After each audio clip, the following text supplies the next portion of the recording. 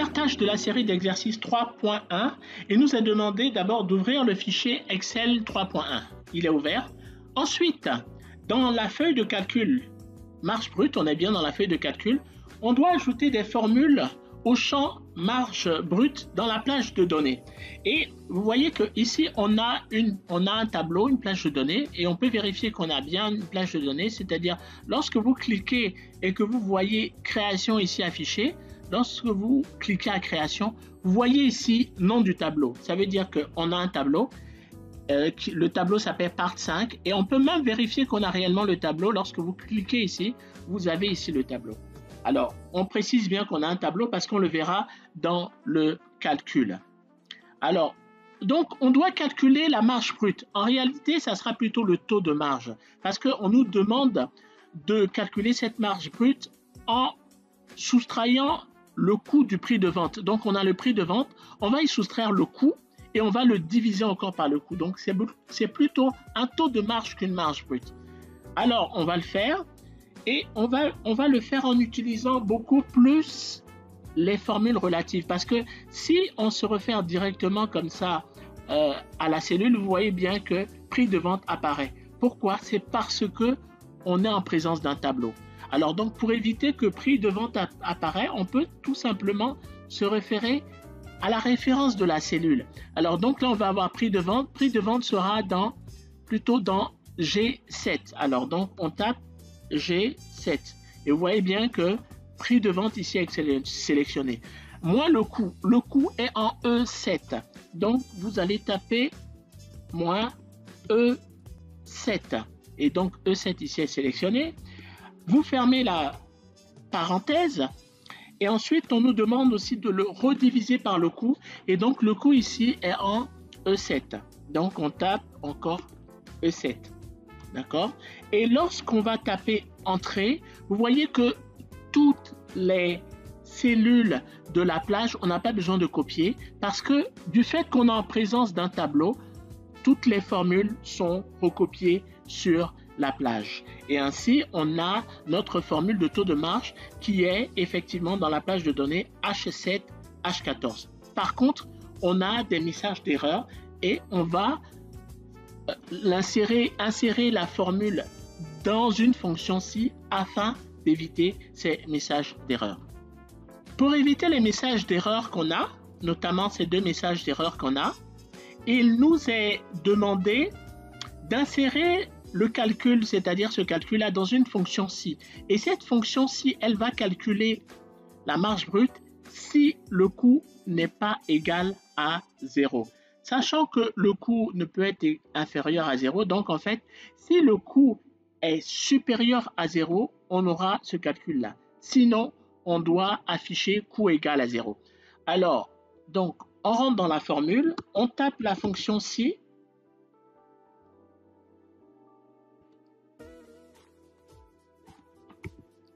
Et pour la fonction ci, on doit faire le test logique. Le test logique, c'est de savoir est-ce que ce coût-là est supérieur à 0. Donc, le coût, il est ici pour la première formule on va voir, on descend ici, est en E7. Donc, on tape si E7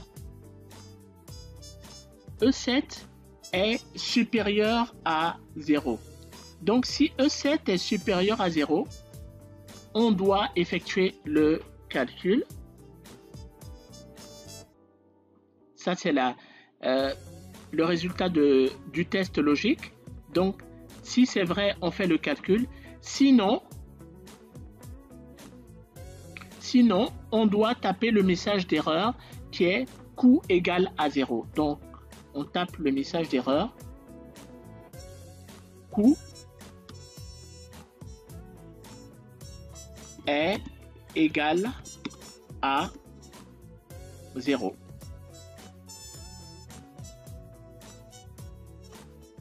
Et on ferme la parenthèse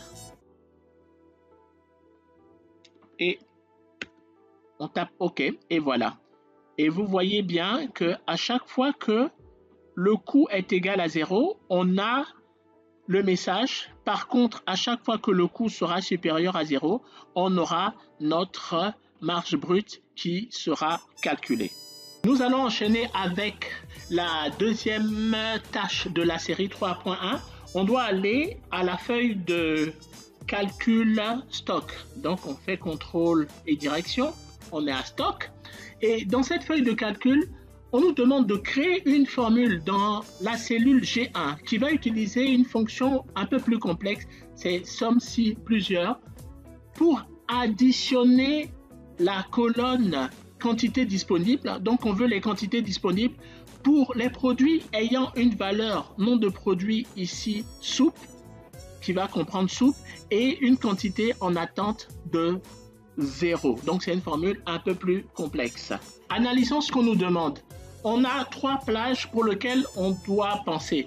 La première plage, c'est la plage de calcul, quantité disponible. Donc on doit calculer les quantités disponibles à 2 conditions. La première condition, c'est le nom du produit qui est dans cette colonne, dans la colonne A, et le nom du produit doit comprendre le mot soupe. Et la deuxième condition, c'est la colonne C, qui est la quantité en attente, qui doit être égale à 0. Nous allons donc élaborer notre formule. On tape à G1, puisque c'est en G1 qu'on nous demande de la mettre. On fait égal et on va chercher la fonction somme si ensemble. On commence à taper somme, et lorsqu'on va commencer à taper somme, on a plusieurs choix et on voit ici somme si. On clique ici, on fait tabulation.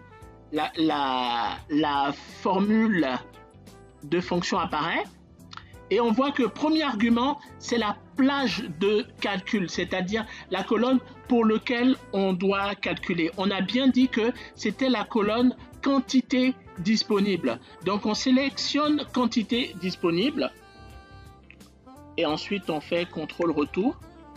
La première colonne est sélectionnée, c'est la colonne, la plage de calcul. Ensuite, on a dit qu'on avait 2 critères. Donc, critère 1, on doit sélectionner d'abord la plage de critères. On a vu que c'est la plage de critères, la colonne nom du produit. C'est la colonne A. On la sélectionne. Contrôle retour. Et ensuite, on doit indiquer le critère. Le critère, on a dit que la colonne nom du produit doit comprendre la valeur soupe.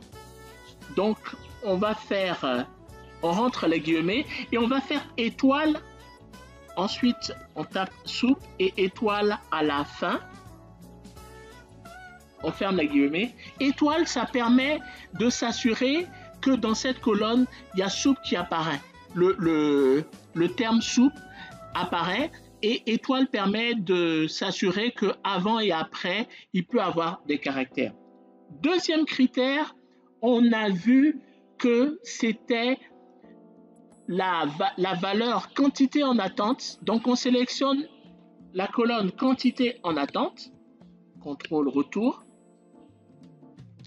Et on a vu que la valeur de cette colonne-là doit être égale à 0. Donc, on tape tout simplement 0 ici et on ferme la parenthèse.